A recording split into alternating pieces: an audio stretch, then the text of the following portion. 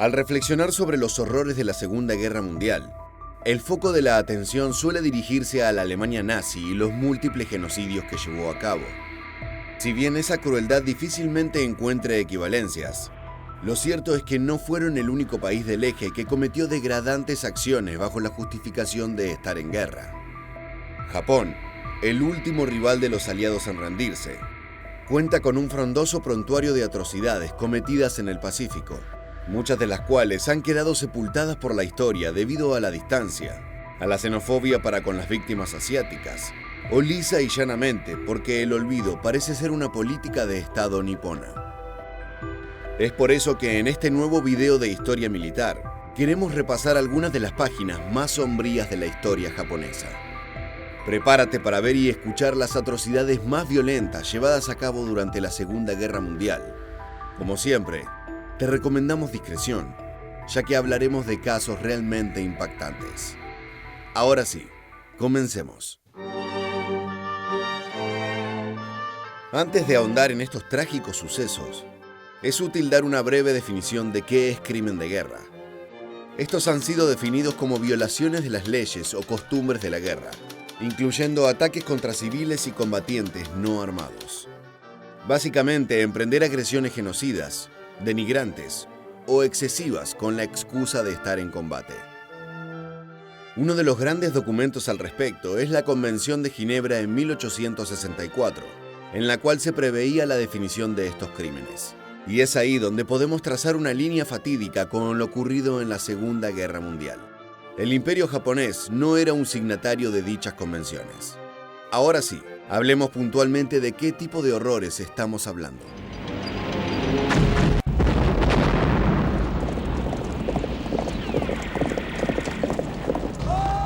Muchos de los crímenes japoneses más graves fueron llevados a cabo en territorio chino, ya que desde 1937 el Imperio nipón se encontraba en una sangrienta guerra con su vecino continental.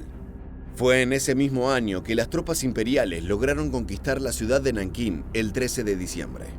En un acto de cobardía, los gobernadores y los comandantes del ejército nacionalista chino abandonaron la ciudad antes de la entrada del enemigo, dejando atrás a miles de soldados y civiles atrapados en la ciudad amurallada. Fue así que quedaron a merced de un ejército que los odiaba no solo como rivales militares, sino que buscaba exterminarlos con fundamentos racistas. Cabe recordar que para Japón, China era la escoria de Asia y debía ser eliminada para que la cultura japonesa pudiera florecer. Ese tipo de odio solo puede traducirse en genocidio. La masacre de Nankín ocurrió durante un periodo de 6 semanas posteriores a la ocupación de la ciudad, es decir, durante los albores de enero de 1938. Primero, los invasores se encargaron de destruir casas y robar cualquier bien material que encontrasen a su paso. Una vez completado ese primer paso, el cual implica dejar sin hogar e indefensos a cientos de miles de chinos, lo que siguió fue un escenario infernal bastante similar al que se vivió en los campos de exterminio alemanes. Violaciones masivas de mujeres, fusilamientos de civiles, amontonamiento de prisioneros de guerra que fueron transformados en esclavos. Y por supuesto, la exhibición de las víctimas en espacios públicos como método de amedrentamiento. Las siguientes imágenes fueron filmadas por un pastor estadounidense en el año 1937, y es de los pocos registros sobre la brutalidad que aconteció en la ciudad china.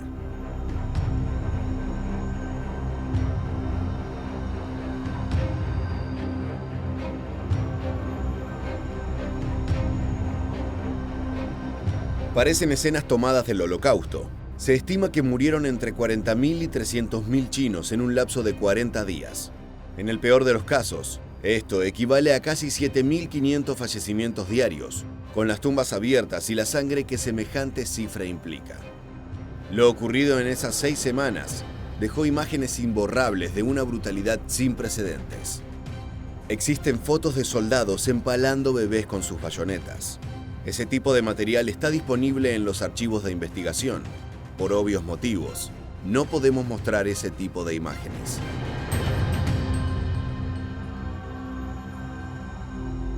Antes comparamos lo ocurrido en Nankín con los genocidios nazis, pero hay algo en lo que se diferencian. El crimen de los japoneses permanece sin condena ni legal ni social. En 1946, El Tribunal de Guerra de Tokio dio sentencia de muerte al comandante del ejército Iwane Matsui. Pero no basta con un solo culpable para explicar semejante barbarie. Al día de hoy, las acciones llevadas a cabo por los soldados japoneses en Nankín siguen siendo tema de debate y polémica, y suponen un obstáculo en las relaciones diplomáticas de Japón no solo con China, sino con otras naciones de Asia como Corea del Sur. Los fusilamientos y las violaciones no fueron las únicas vías de tortura del Imperio japonés. Como buen pupilo del Tercer Reich, instalaron centros de investigación científica donde se usaban a prisioneros humanos como conejillos de indias para todo tipo de experimentos.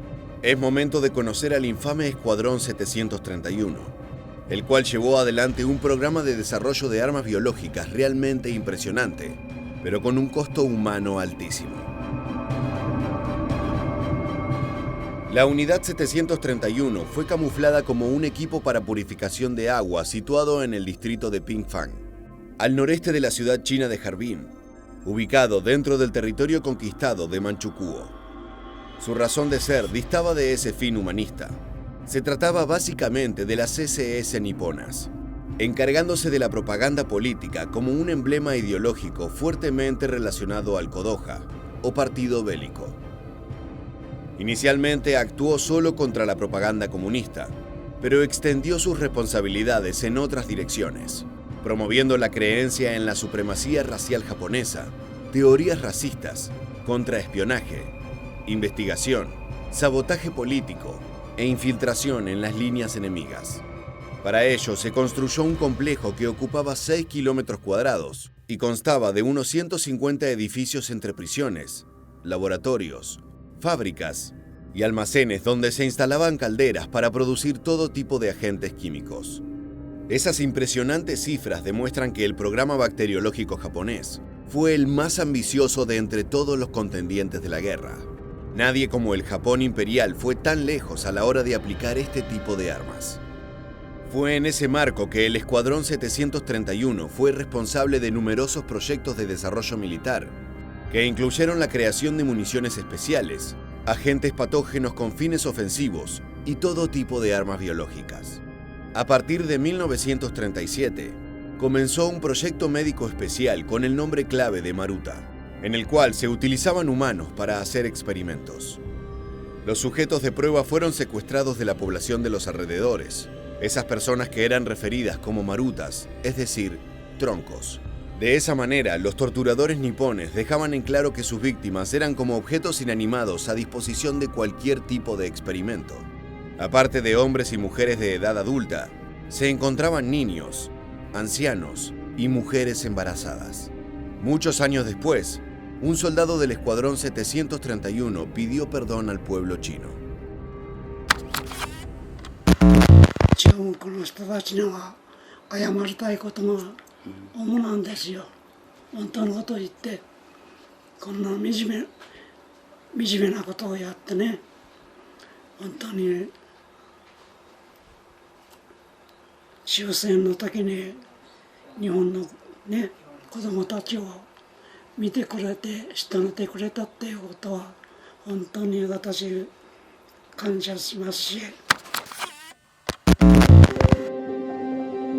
Más allá de la sinceridad en las palabras de este hombre, los crímenes de su unidad fueron repugnantes.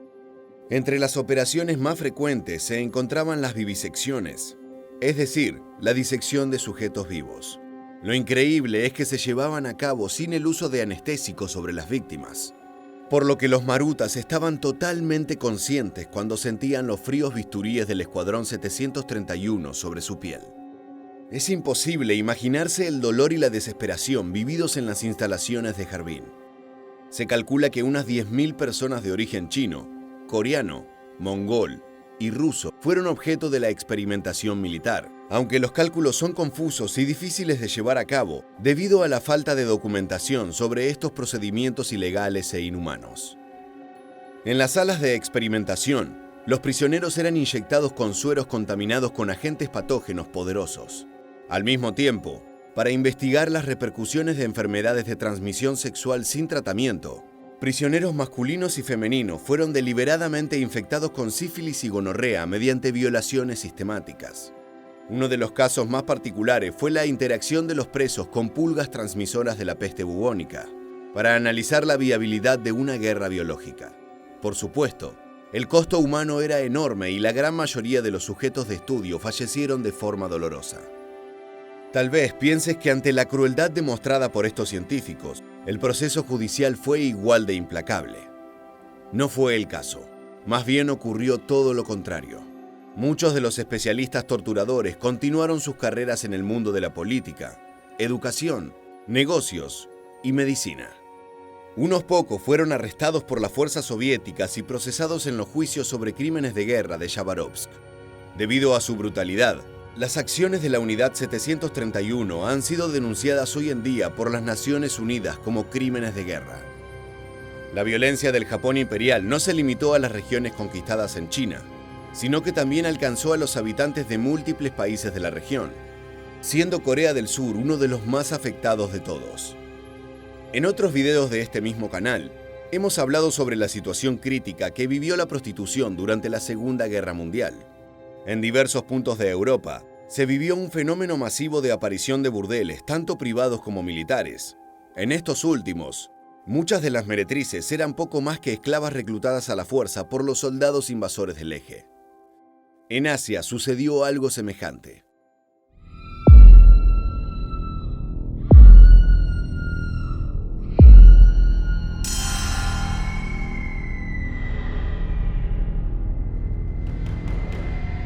Con la promesa de una vida mejor, el ejército imperial japonés reclutó mujeres, principalmente chinas y coreanas, prometiéndoles trabajo y bienestar. Pero esas eran palabras vacías. Las muchachas fueron convertidas en esclavas sexuales que atendieron a los soldados nipones durante su avanzada militar.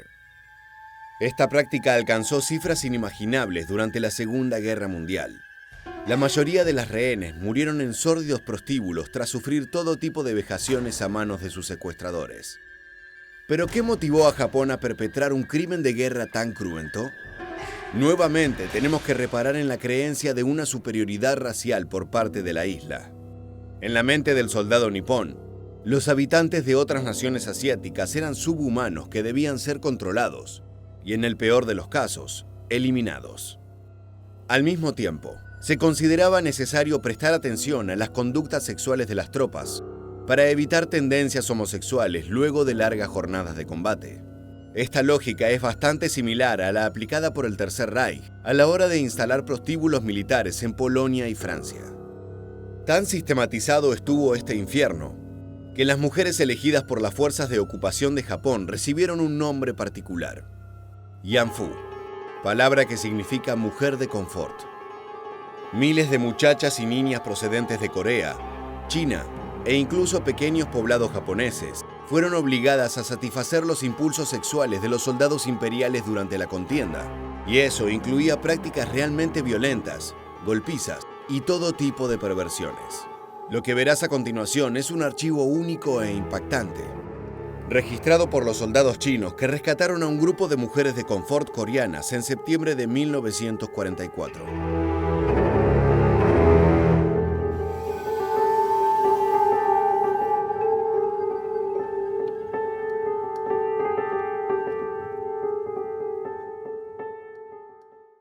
La mirada perdida y sus cuerpos golpeados cuentan una historia cruel. La falta de documentos oficiales ha hecho difícil estimar el total de mujeres de confort, ya que gran cantidad de material relacionado con los crímenes de guerra y la responsabilidad de los altos líderes de la nación fueron destruidos por orden del gobierno. Los historiadores han llegado a varias estimaciones revisando la documentación que indicaba la tasa de números de soldados por número de mujeres en un área específica. El historiador Yoshiaki Yoshimi, que condujo la primera academia de estudios sobre este tópico, dio una estimación de entre 50.000 y 200.000 víctimas. Con el tiempo, estas cifras fueron ganando mayor sustento, aunque también se sabe que múltiples casos nunca fueron denunciados o registrados debido al temor de las mujeres por ser despreciadas al regresar a sus hogares. Algunos investigadores chinos proponen una cifra cercana a las 300.000 mujeres de confort secuestradas por el Imperio japonés.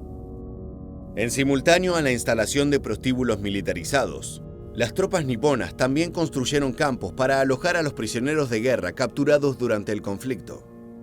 Si bien ningún cautivo la pasó bien en manos del enemigo, al momento de la rendición de Japón en 1945, los testimonios y la situación de aquellos que habían estado sometidos en esas instalaciones dieron una nueva perspectiva sobre la brutalidad que se vivió en Asia.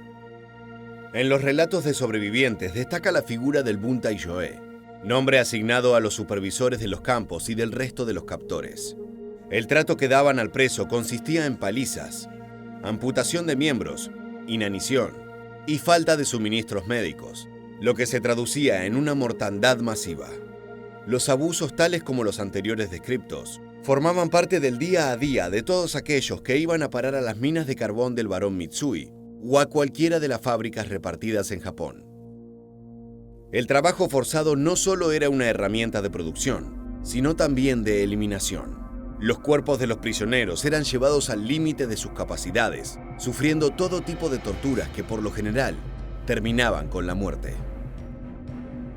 Entre todas las torturas sufridas por los prisioneros aliados en manos de japoneses, una de las más conocidas y masivas fueron las marchas de la muerte. Largas caminatas bajo el sol, sin ningún tipo de alimentación o hidratación, durante las cuales fallecieron miles de reos.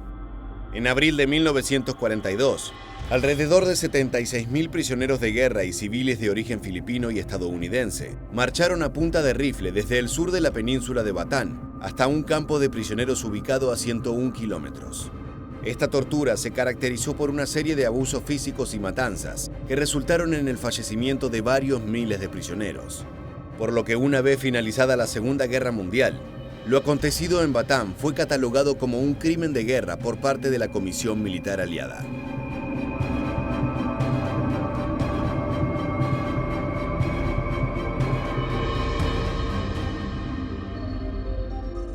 Estados Unidos utilizó la información sobre esta marcha durante 1944 para fomentar el odio social hacia Japón y preparar el terreno para el lanzamiento de las bombas en 1945. Desde Washington ya preveían que el Imperio Nipón sería el último estandarte del eje en caer. A diferencia de otras atrocidades repasadas en este video, las autoridades japonesas que llevaron a cabo la marcha de Batán fueron enjuiciadas y ejecutadas entre 1946 y 1948. Esto incluyó a los generales Hideki Tojo, Kenshi Doihara, Seishiro Itagaki, Heitaro Kimura, Ibane Matsui y el barón Koki Hirota. En estas imágenes podemos ver los procesos judiciales que pusieron a los culpables tras las rejas o con la soga al cuello. Puede parecer una frase cliché, pero la guerra es realmente el infierno. Y durante los años 40, prácticamente todos los frentes en pugna llevaron a cabo crímenes de guerra. La gran diferencia del caso japonés es que muchos de los responsables jamás fueron enjuiciados. De hecho, varios generales y políticos de la era imperial continuaron su carrera durante la transición de la isla a la democracia liberal y capitalista que es ahora. Esa falta de justicia y memoria provocan que en Asia las heridas aún no hayan cicatrizado del todo. Desde la historia, es necesario tener siempre presente estos acontecimientos. Así llegamos al final de esta entrega. Si quieres seguir descubriendo sucesos oscuros ocurridos durante la Segunda Guerra Mundial, te invitamos a suscribirte y activar las notificaciones. Por el momento, nos despedimos hasta la próxima entrega de Historia Militar.